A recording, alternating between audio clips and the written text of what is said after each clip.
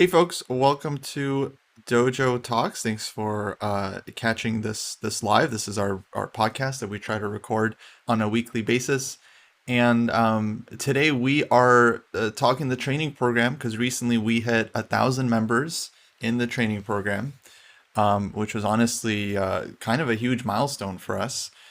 We started it, we ran the beta in April and May, and then we had the official launch just a few months ago. And it goes without saying, I don't think we were expecting to get to 1,000 this quickly, but it's huge for us, and we're all very, very happy. And so we want to talk a little bit about number one, our expectations versus reality, and then number two, our kind of dreams and hopes for the program for the future. I was hoping to maybe get to 200. I thought we could definitely get 100 people. Okay. I hope Yeah, we you can get it to 200. sounds like you're maybe. I think I was a little more optimistic than that. I thought we'd have like a few hundred solid members by this point. I thought we have like maybe three, four, 500. If we had like 500 at this point, I would have said, "Wow, we're doing great." And I like, also didn't think we'd successfully come up with a training program. So, I mean, yeah, how far we've come. I mean, we had that episode. I think it was earlier this year where we're like, is it possible to have like a universal training program? Because it's really hard for us to teach everyone one on one, obviously. So we wanted to give people kind of something to have that they could use for their own kind of chess improvement. I think how it's turned out, I mean, has been really excellent. I mean, the community kind of goes without saying, but they're awesome. Like they're able to play training games with each other. They're like sparring together, working together. We'll talk more about like how we kind of want to get more like community training going, but yeah, I feel like a lot of people they've sent us messages or they've like tweeted about how they don't even care about the program itself. It's just having access to the community is already worth it for them to join the program, which for me was definitely that was really unexpected. Yeah, wasn't imagining that, but it makes sense. You have access to like a group of people that are serious about chess. They're at your level. You can get like training games with them at any time. You can like go through books together, go through games together. Yeah, I totally would see how that's like a huge benefit, regardless of like the actual structure of the training program and all of our recommendations and stuff like that. But anyway, guess that's already getting into the like the expectations versus reality a bit. Let me throw it to one of you guys. You know, what has been the biggest surprise for you about this whole thing? There's been a lot of surprises. And let me just say, like, the beauty of it that's been really interesting is like having a vision of something, and you have a couple foundational principles. And then what happens then is that on a day-to-day level, you're trying to keep those principles in the back of your mind whilst the machine of what we put out there is morphing in all kinds of different ways in terms of like the people who are joining, in terms of what they want, in terms of all the weird tech problems that we have to solve day by day. Actually, I don't solve any of the tech problems. I just witness them, you know. But we have these tech problems. They kind of like, whether we solve them or not, shapes what the training program is. So like there's a vision, but then there's also this day-to-day solving of tech problems that, you know, sometimes we solve problems, sometimes we have to put them off. And there's like a lot of problems that still today, we'll talk about that later, you know, about the vision going forward. But like there's things that we either solved really well or we didn't solve, and that's structures how the thing works. Now, I want to say the biggest expectation versus reality thing is one of the pillars of the program was the idea that people had to play long games and they had to analyze them. And what I knew as a coach and as a player was it was very difficult to go over your games.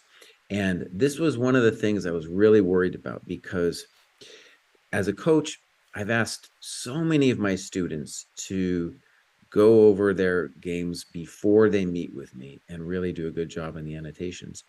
And for the most part, it didn't happen. And so it seemed like hubris on my part to be, in our part, to be like, okay, we want you guys to do annotations.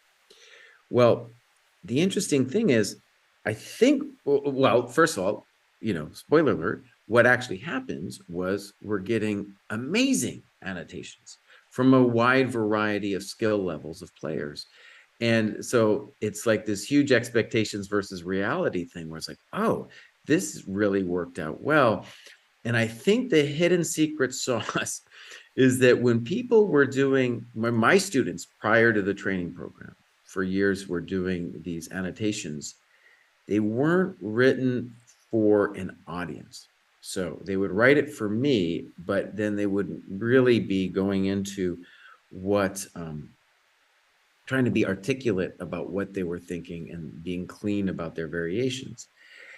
Whereas if you write it with the idea that there's going to be this public, you don't know who they are, but there's going to be this public out there who can look at your annotations, then it forces you to be coherent, more coherent with your annotations, and in particular to do it without the computer. And it's been very, I mean, by the way, that's just me reconstructing, trying to reconstruct why and how we got all these great annotations. But I think that's what's going on. And that's the old Botvinnik thing where Botvinnik was like, publish your annotations. Now, back in the day when I was a kid, you could publish maybe some of your annotations, but it's not like you were Botvinnik and could publish your annotations anywhere you wanted. It was kind of hard to publish stuff. Now you can, and people are doing it. And anyways, I'll talk about other things about expectations versus reality, but that was definitely the biggest surprise of how well it worked. And it just was like, boom, there you have like a full completion, realization of a pillar of the program. And I want to just say one more footnote to that is, my student, James Altucher, right? The guy is genius and he's going to go play a tournament tonight. We did a little stream earlier today. He has not been religious about putting it into the player database. Instead, he's just kind of doing it for me. He's doing these annotations. Very unclean annotations. So I bring it up because I think it speaks to the fact that if you write your annotations as if it's for a wide audience, you don't know who they are, you're trying to communicate, your annotations will be great. And that forces you to be articulate about what you see happening in your own game. Okay, I'll be quiet. I've talked too long. Yeah, no, I want to say that's a really great point. And the thing you said about, right, like having others read your annotations, like could be people in your cohort, could be one of us just randomly going through games at some point. Like you never really know. I think that does push people to be a lot, kind of more reflective with what they're actually writing. And there's a similar thing to me for like, when you're just kind of preparing openings generally, a lot of players find like they don't really remember what they looked at like a little while later. But if you prepare an opening, like let's say you have like a sparring match with your friend and you say like, all right, we're going to play like the Sicilian Dragon 4 games from this position. And then you start preparing for that match. I think a lot of people will find that their prep starts to make a lot more sense to them and that it's actually a lot more effective because you realize, oh, I'm actually going to have this position. I need to know how to understand this position. And then I think you remember a lot more and then you play the match and the whole thing, I think, ends up being much more effective than just kind of spending a few hours in ChessBase looking at random ideas. I think it's a similar thing there. It's like when you have like a concrete, like someone is going to look at your notes and then, you have to make sure it makes sense to them. I think that is kind of a huge deal. I'm with you. I didn't think people would really gravitate towards annotating their games that much because it can be, it's a difficult process, especially, we're asking them not to use the engine and just kind of write blindly about their game, which is not easy to do. But you can tell a lot of people are doing it because they have very clear mistakes in their analysis. So it's like, right. So this is genuine, which is good to see. How about you, Dave? What was your kind of biggest expectation versus reality about the program? I just remembered it to do for the training program. So let me just write that down real quick. Okay, good. Whew. All right. This one, I thought of it. And then we had like that little meeting about like what are some things that we should add to the training program. And I completely blanked on it. And a week later, it finally came back to me. Whew, and I caught it. Okay. When your brain is a sieve, you know, you gotta be quick at catching things. Okay. So for me, there've been a tremendous number of surprises, actually. As you can tell, I kind of did not have very accurate expectations in a lot of ways. I've been surprised at how many people are in the program. And another surprise I've had is just how many dangling technical issues there are. Like, I feel like a lot of the struggles with, like there were a lot of struggles with people like, where do I go next? How do I find this? How do I keep track of what I've done or haven't done? You know, all that kind of stuff. You know, how do I find a partner? How do I use the Discord? You know, where do I find, let's say, the books or the positions that the level below me did, just so I can make sure that I didn't miss anything because I'm not confident in which group I put myself in. All that kind of stuff is like, oh my gosh, what a struggle it is to keep track of everything. And that surprised me in a mildly frustrating way that was so tough. And we've got like 10 people helping us now, and I didn't realize that there would be that kind of need or struggle. So that's sort of like a big, like, unfortunate annoyance kind of surprise there. And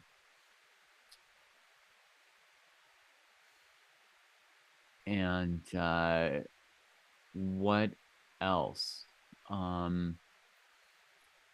Well, you were saying you weren't expecting the program to really take off. So that means you didn't think people would go for like the whole training plan, or? I thought that it's a big commitment in time and money. And so I thought a lot of people would sort of hesitate, like, that sounds cool, but I can't commit right now. You know, kind of the same thing where someone may end up playing 3 hours of Blitz, but they couldn't commit to playing a 90-minute game, right? So they started one Blitz game and then the second and the third. You know, I thought it was a lot to ask, especially because the training program kind of like we're directing people towards committing for a year, right? I mean, yeah, you can get a 1-month taste and you can hang out in the dojo, and honestly, just by hanging out in the dojo on Twitch, you can figure out 90+% of what's in the training program, right? And but you know, we were heavily saying like, you should work hard. There's not going to be a trick to get around it. You should expect to put in a year, not 1 month or 2 months. You guys remember how many times people come into our chat? This has happened a lot less lately, but people would come into our chat and they'd be like, I'm 1,100 and I want to get to 2,000 in the next like 2 months. Like, how do I do it? Oh yeah, it still happens all the time. Yeah, You'd be like, well, that's really like the project of 2.5 years, my friend. Yeah, like 2.5 dedicated years. And I hope you don't have, you know, kids or a job or whatever, you know. So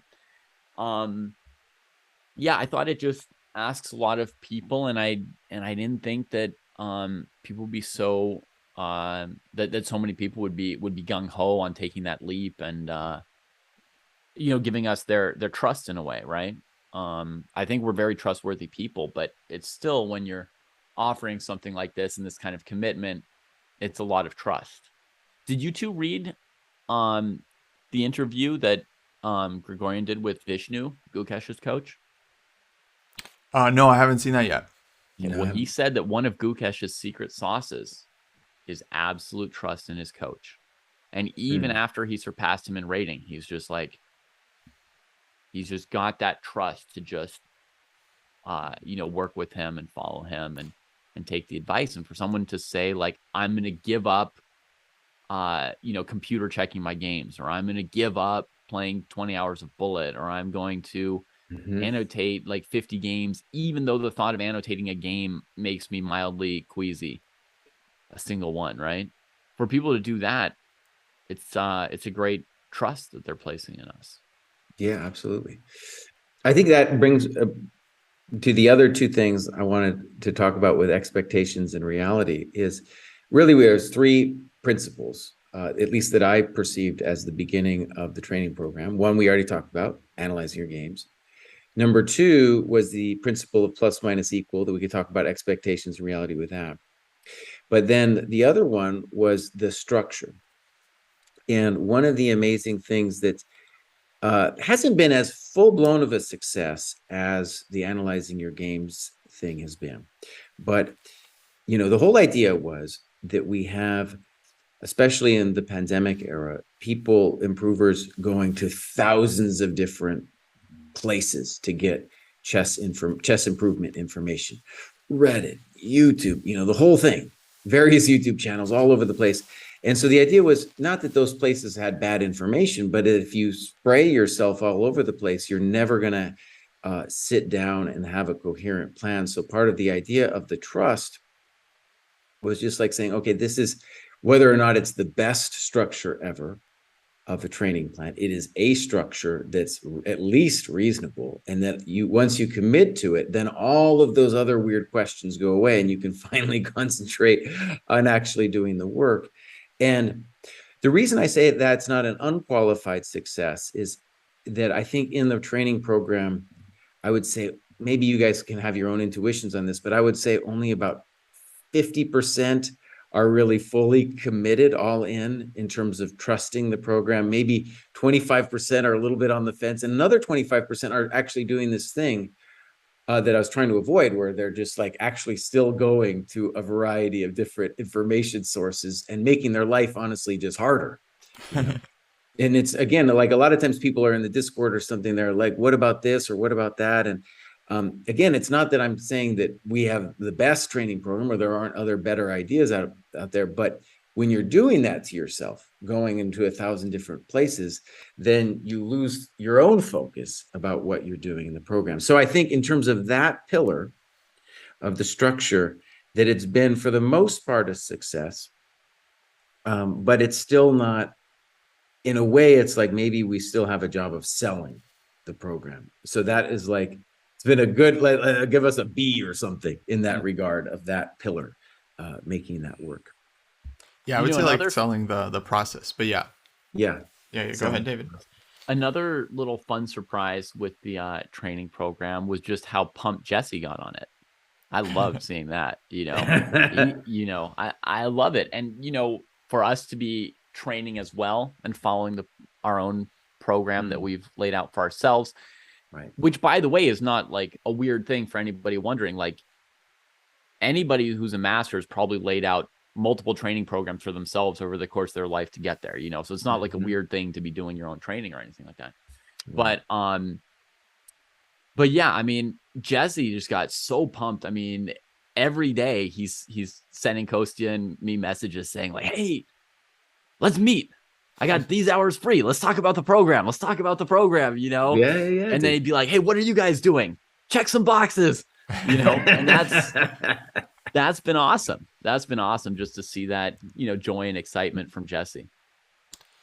Okay, wait, I wanted to bring up a couple things. Number one, on Gukesh, did they mention anything about Gukesh not using the engine? Because I thought that was one of his things. It. And guess what rating they said you could maybe touch the engine? Well, it's in a video high, right? Yeah. 2,200 feet, exactly the same number. Oh, they said 2,200. Yeah. Oh, okay. I thought Gukesh was like not using the engine like well into his. Yeah. He basically very, very rarely, almost not at all. But their recommendation for others was like, until you're 2,200, like really do not touch it. And then like, yeah, maybe sometimes, but like it's not really good for you. Yeah, very interesting. Yeah, they confirmed that. Yeah. Okay. The other thing I wanted to jump in on was it was another example of trust, though, Kostya, right? Because like he was like, I've got this idea, and he wasn't yet sure about it. He was like, I've got this idea, Gukesh, and Gukesh was like, maybe 2,300 when he started under his tutelage. I've got this idea, to do this, and I don't yet have the data. It's like you're the experiment. and Gukesh like gave him his trust and did the experiment. Well, I mean, it worked out. It worked out great. And I think, yeah, there is that thing about kind of trusting the coach, trusting the program, just having like something that you have a structure, I think is so important. Like if I sign up for a 4-week free yoga class, I'll maybe 50-50 that I'll see the second class of that series. It's like 50-50. I'll do the first one, but the second one, not sure. But if I sign up for like a 4-week yoga class and then I pay like $5 a class, then I'll probably do all 4, right? Like unless I get sick or something. So I do think having like that structure is very valuable whenever you're trying to kind of improve on something. And yeah, I wanted to say like there definitely has been a lot of tech issues. And I think, well, part of the issue is definitely, people sign up for the program and then they join the Discord and then that's their first time using Discord, period. So it's like, it's not just they're learning like our program and all, but they also have to learn like this whole new app, which granted does have a very serious learning curve. Like I think I was on Discord for like 1 or 2 years before I even started using it. Like I just had the app, I joined some servers and I basically never touched it. And then 2 years later, I was like, oh, this is kind of a cool app. let's see if I can figure out like how this works. So, but the great thing is that, I mean, I think the community has really taken on a lot of the tech support themselves, which I'm very grateful for. Like when someone joins and they have an issue, they can't figure something out or they can't find anything, there's usually someone or lots of people that are very, very active to just like respond to questions quickly, point people in the right direction, which is very hard for us to do like 24/7. And with like 1,000 people, it becomes quite chaotic. But it's very nice that actually that's been definitely one of the big surprises for me. I thought, because we have these requirements that like we ask people to look at the games of lower rated players, and I thought that might be something where people are like not going to want to do that, right? Because it's like it's like they might see it like transactional, like what am I getting out of it? But no, I think that people have been very, very helpful, and I see people offering to help out and look at games all the time, which is fantastic. And then I think the people that are a little bit more gifted tech wise, they seem to be willing to help the less fortunate as well, which I'm very grateful for that. And sometimes it's like the lower rated folks in the program that are like the higher rated tech wise, which is kind of funny. That's lovely. Okay, so hopes for the future. Let me add one final note. I thought the other thing that important to just kind of reflect on with expectations and reality was the other pillar was this thing that I got from my student, James Altucher, who got it from a mixed martial arts expert. And the idea was that to learn anything, you needed this idea of a plus minus equal. So someone above you to whom you cede trust, then a group for sparring, and then somebody to whom you teach. And I think that that's one of the more complicated aspects of the dojo, because not only do you have to believe in that principle, but you also have to engage with people socially. And that engaging socially is first of all a social problem, and then also a problem of learning, say, the tech of Discord and stuff like that. Not everybody is into it and can figure it out.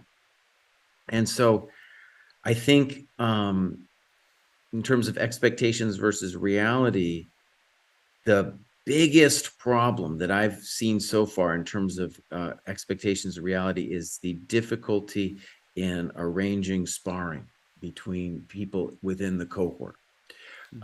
That's been the biggest thing, where I feel like with whether it's rook endgame progression, endgame sparring, opening sparring, getting people together to do group study, that's been, I think, the biggest problem. And you look at on our scoreboard, you look at, say, people doing puzzle rush, almost everyone's done that. Very few people have done the rook endgame progression or the endgame stuff, the middle game sparring as well. So I think that's been an interesting, I would call it both social/tech problem that we'll talk about. I guess it might maybe a nice segue to our visions for the future. But I would say in terms of expectations, reality on the fundamental pillars, that was, a big, yeah, a big thing where, let's say mixed results on the fulfillment of that principle. And maybe actually one more thing, Kosi, because I want to give you credit for this, is that you were the one, my friend, we were talking about Discord. You were the one who had the vision for Discord. And despite all its, problems, and I'm a boomer GM, it's hard for me to learn too. But despite all its problems, it was like you creating that original Discord was the thing that ultimately gave us the ability to have like the platform in the community to create the more specialized community of the training program, right? Right. So that was like huge vision. Without that, we would never even be close to 1,000 members. Forget about it, right? So I think that's a key thing too when we think about expectations of reality, that was a key part of like the sauce that went into making the training program. Yeah, no, I mean, I definitely think just like the community aspect of it has been the biggest thing Yeah. above all else. And yeah, actually, interestingly enough, that was just kind of the original idea for the Discord, is just to have a place where if someone is whatever rating and doesn't have a training partner, they can just go to this special Discord and then just type in what their rating is, and then others would see them, and they'd be much more likely to find someone. And yeah, I would say right, one negative thing is that I do wish that we would have seen more sparring. Maybe it is going on just behind the scenes, like, two people, they message each other directly, they play some games, and like we don't really ever hear about it. But yeah, we don't really see it reflected on the scoreboard. It doesn't feel like people are checking it off for the most part, which is a bit of a shame, because I feel like sparring is definitely one of the best forms of training. I would say it's maybe the second most important thing after like analyzing your own games, or like playing games and analyzing them. I would then say, like, after that, like sparring is yeah, just an incredible way to work on your chess. Like, it doesn't affect your rating. You get real experience. You get to play out positions that are similar to positions you might see in your games. I mean, yeah, it's just like so many benefits. So I do wish for me, we would have seen Kostya, more. if the people correctly incorporate like talking with each other every couple games while sparring, then I mean it's almost like co-equal, like the most useful thing in the whole program to me. Yeah, It's no, so I mean, good. Like if you can get into absolutely. a thing where you're exchanging ideas with others, oh man. Yeah, and actually, we were just talking about um.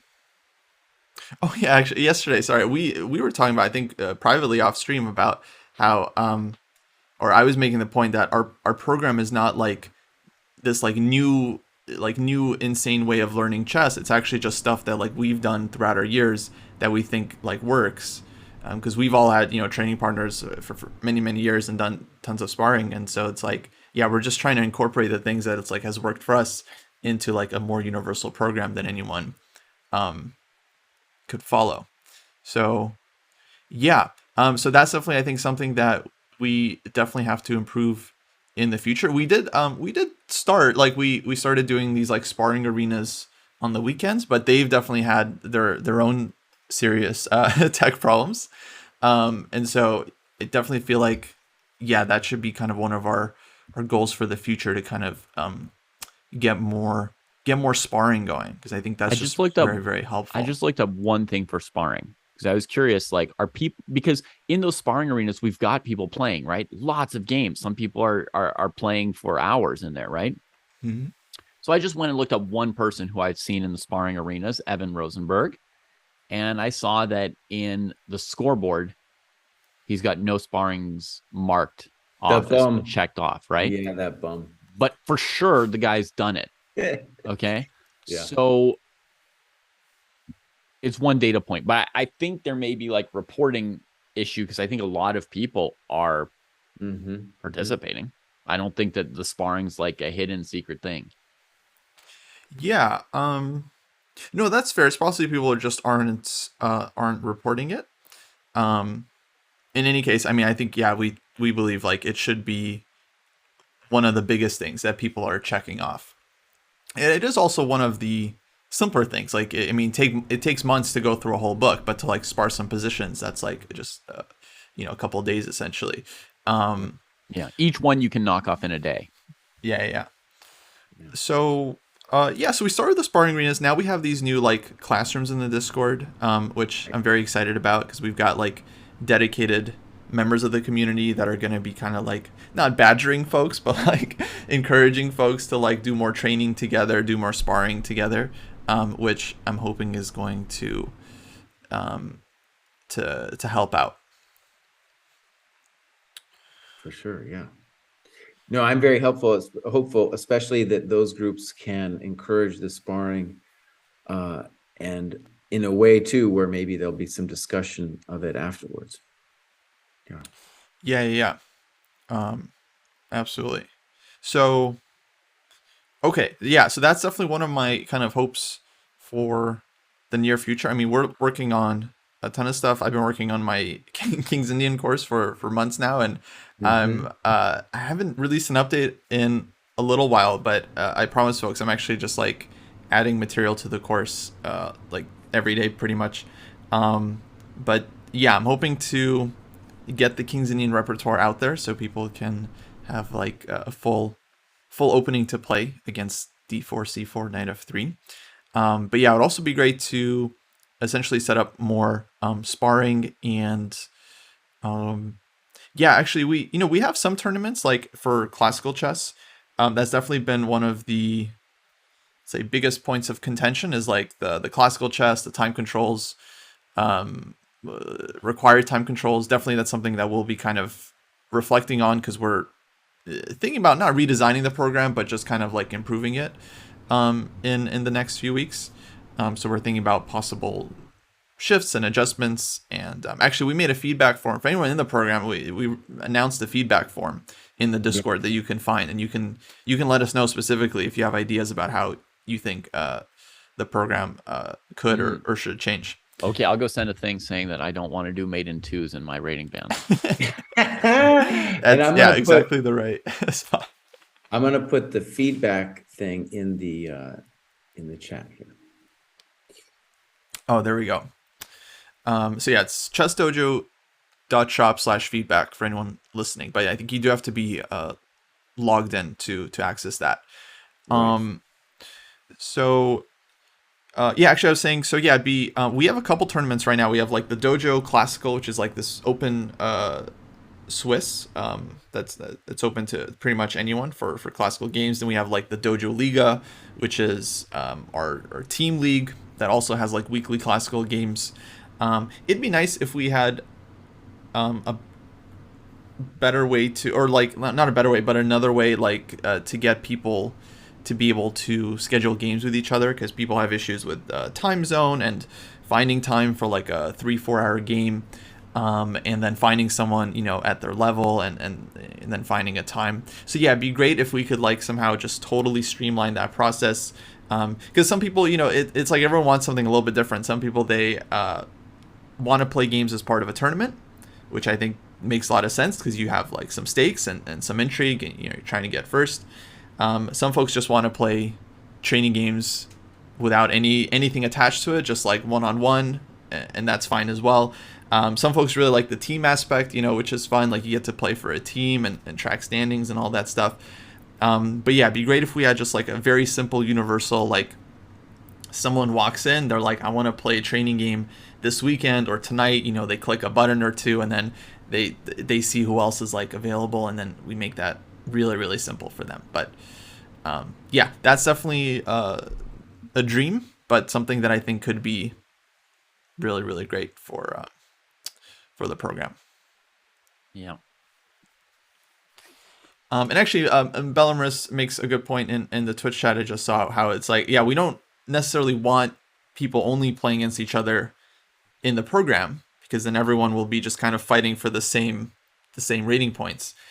That's what happens actually to some certain communities in the chess scene, even the OTB chess scene, right? Where they like, you just have a small community, they're all playing each other, and then no one's really gaining. So yeah, we do want folks playing against people outside the dojo and then crushing them and taking their points to bring into the dojo. So that That is another thing that so we can't just have everyone just playing each other all the time.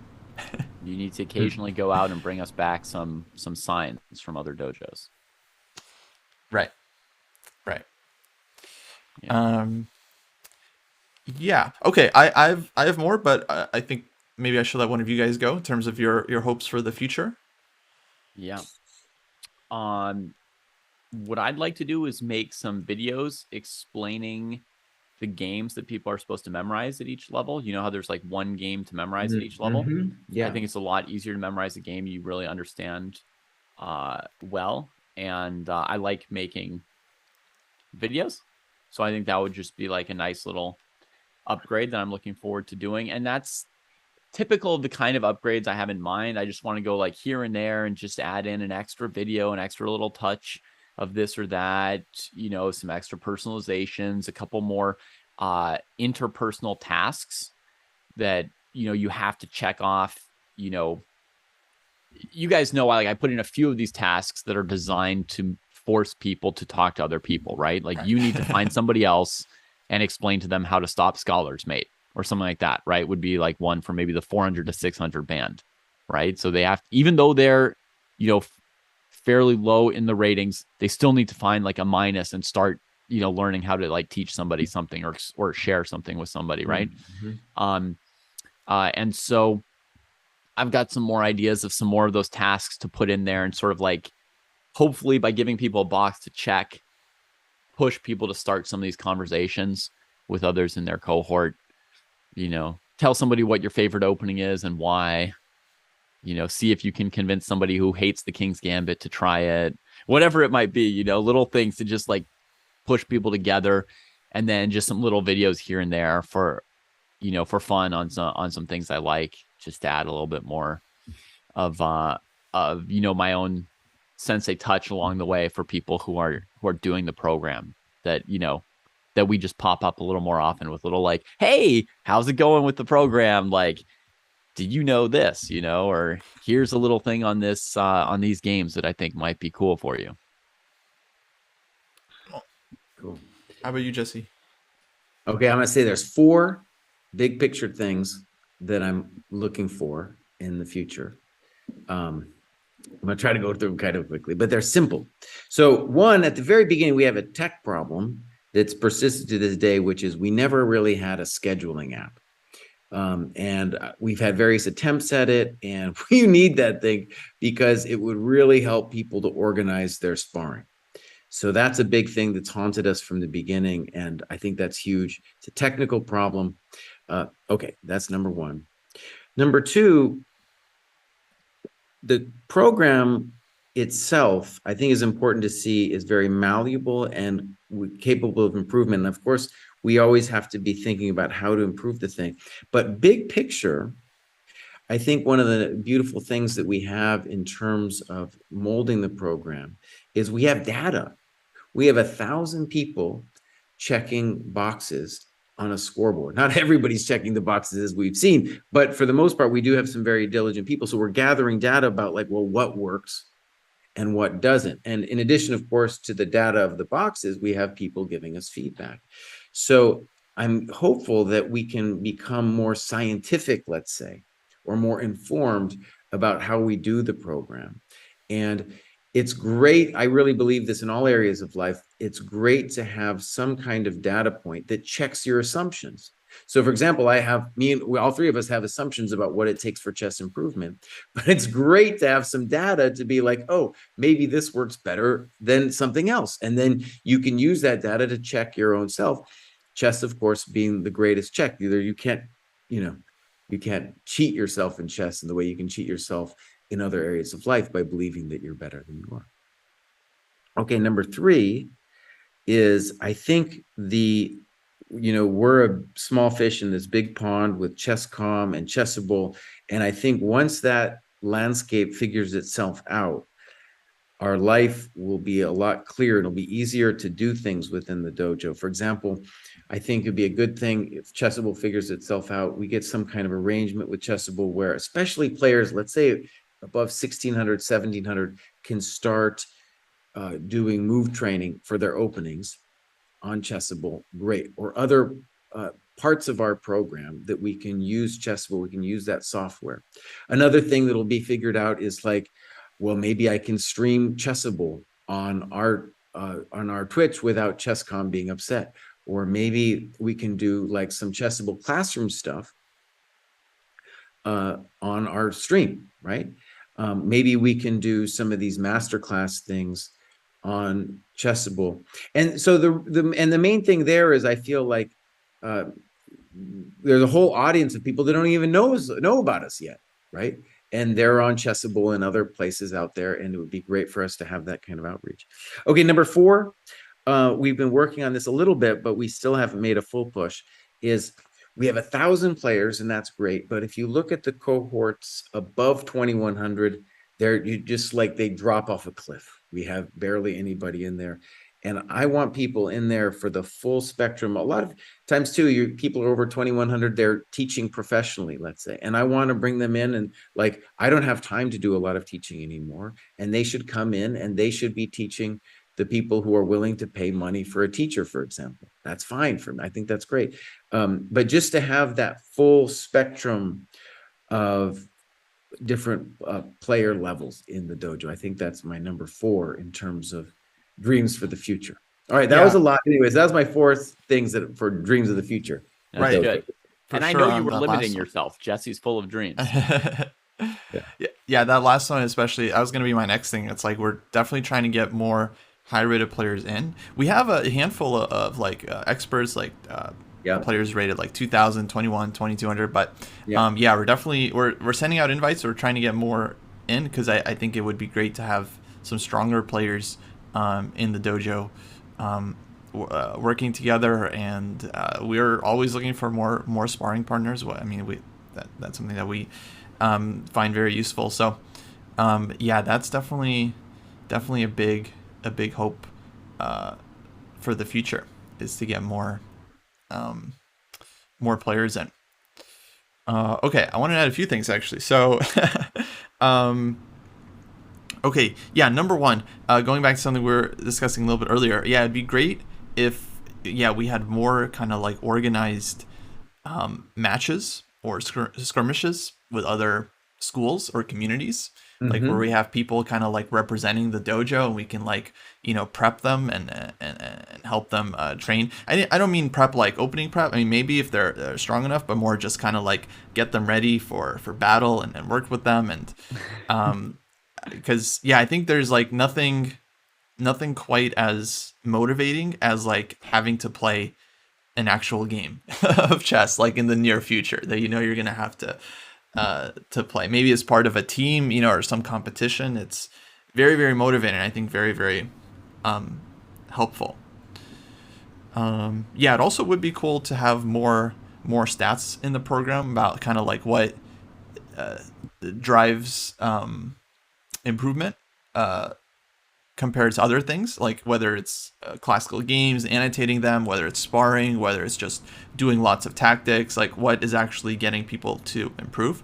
I do worry that it's still going to be very, very hard to track that, because it's like, you can give two players the same game to go through, and one of those players might get a lot more out of going through that game just because of their process, because like they already know how to go through games, and the other player maybe doesn't have such a great technique for it. And so like the first player might get a ton more out of doing the exact same work, right? So it's like they crossed off the same box, but one player gained and then the other player didn't. So I just want to say you're absolutely right, Kostya. Like, different people are going to improve different amounts from different aspects. There are different kinds of learners. There are people who are going to learn more from teaching someone else. Like, the minus is like a cool idea. There are some people who get a lot from it and others who don't get as much from it, right? And studying games or playing games or doing the sparring, it's going to be different for everybody. So I don't think we've got any things in the program that we're going to be like, oh, this doesn't lead to much gain, let's axe it. I really think everything we have in there is good for somebody. Yeah, for sure. And also like, the thing is, people sometimes get kind of hung up on the program, which I wasn't really expecting. And I think we need to do a better job of kind of explaining that there's many different ways of improving your chess. And a lot of times it's just about the intensity of the training, right? So you could literally do like everything out there, but if you're not focused while you're training, if you're not really engaging, if you're not, analyzing actively outside of like tournament game, like during the tournament game, you're focused, you're intense, but then outside of all that, you're just always kind of taking it easy. You're never really working hard. Then it's very easy to stagnate. Whereas you could just be doing like random books, random puzzles, but always super focused, analyzing random games, but always just like high intensity. And then I think you would get a lot more out of that, even without following a structured program. So I feel like we do have to kind of communicate a little bit more. Just it's more about like how you're doing the work versus the actual work itself. Another thing is like with books, like we have books for every single rating band. And I think sometimes people get hung up on like, okay, they're 800 or they're 1,000. Should they be reading the book in their band? Or like maybe they want to read the previous book or the book in front. And a lot of times I think in many cases, like, yeah, it doesn't really matter which book they start with or which book they read second. It's just like as long as they just do the work and really engage with it, then that's what's going to drive improvement in the long run. So I feel like somehow we have to maybe better communicate like the actual process of improvement. I think we've done that to some extent. Like we have several guides throughout the program, but I think we can definitely do more. And people often have questions about how to do the work, like how to actually, like how to specifically go through games, how to approach puzzles. How much they should be trying to visualize ahead of time. Whether they should be going through like the variations in a book, playing them out over a board. Actually, I think we have a lot of those questions answered, but yeah, more of that stuff I think could be very helpful. Mm-hmm.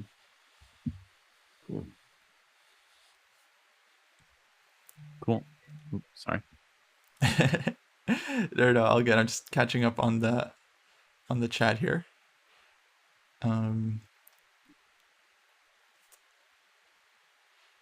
Yeah, I want to just maybe say in before we finish is David was talking about how I was passionate about the program. It's been a very enjoyable experience to be part of something that's growing, and every day there's new challenges and people are responding to it well, for the most part. And for me personally, it's just been a beautiful ride that I'm kind of just looking forward to being on. Thankful to have it, to be part of the journey. Yeah. I mean, I can feel how it works on me also by participating in it. Like I'm motivated to check off boxes. Then when I check off boxes, I'm like raring to go to a tournament. Like I can feel how the whole motivation builds. Yeah, absolutely. Well, okay. So yeah, I mean, definitely there's a lot more stuff coming up. Hopefully this whole thing didn't sound too self-congratulatory. But 1,000 members is quite a big deal. I mean, I really wasn't expecting us to get to this point this quickly, or even at all. I'm not sure I ever kind of really imagined it. So that's been very cool, and we definitely still have a lot of stuff to improve. In fact, I think one of our next episodes is just going to be us reading the feedback and then that we've been receiving and discussing it. Right. So another reason to throw some feedback in, because you might hear us talk about it on stream sometime. So that'll be kind of fun. And I think next time we'll also kind of start maybe going through specific points and arguing about certain details about the program as well. Yeah.